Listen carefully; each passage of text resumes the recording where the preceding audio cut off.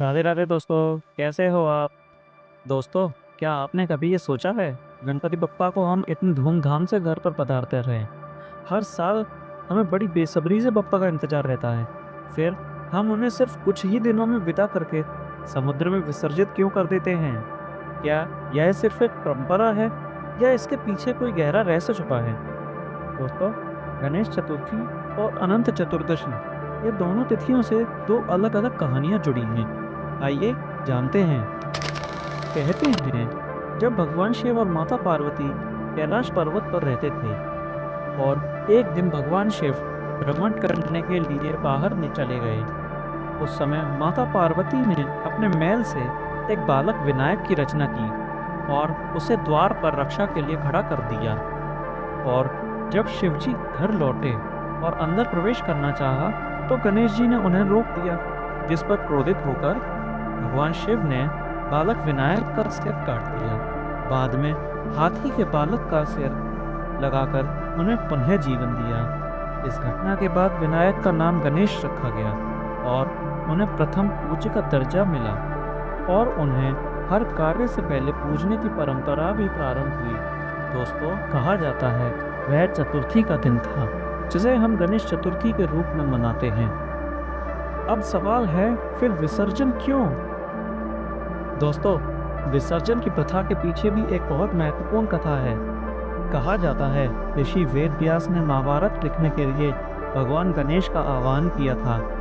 पप्पा ने शर्त रखी कि वे बिना रुके लिखेंगे और वेद व्यास जी ने शर्त रखी कि गणेश जी हर श्लोक का अर्थ समझेंगे, उसके बाद ही लिखेंगे। लगातार लिखने के कारण गणेश जी का शरीर गर्म हो गया था।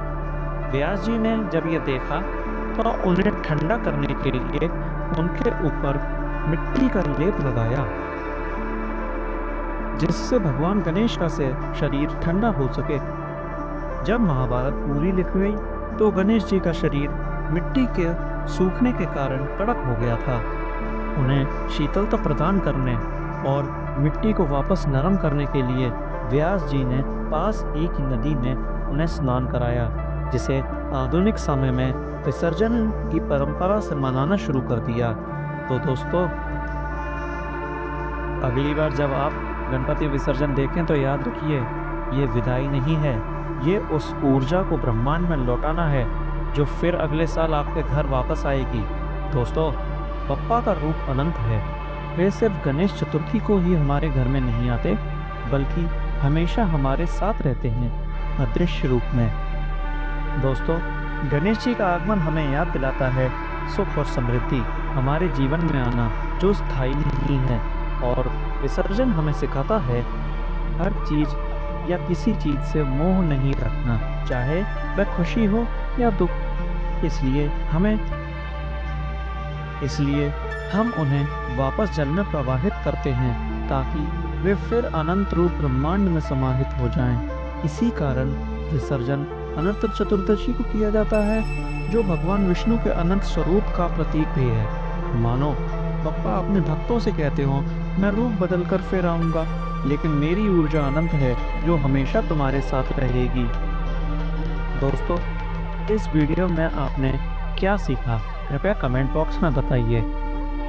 और आप किस और विषय पर वीडियो चाहते हैं, ये भी हमें बताइए। ऐसी और भी रोचक वीडियो के लिए हमारे साथ बने रहिए। तब तक के लिए अपना ध्यान रखिए, माँ बाप को खुश रखिए। मिलते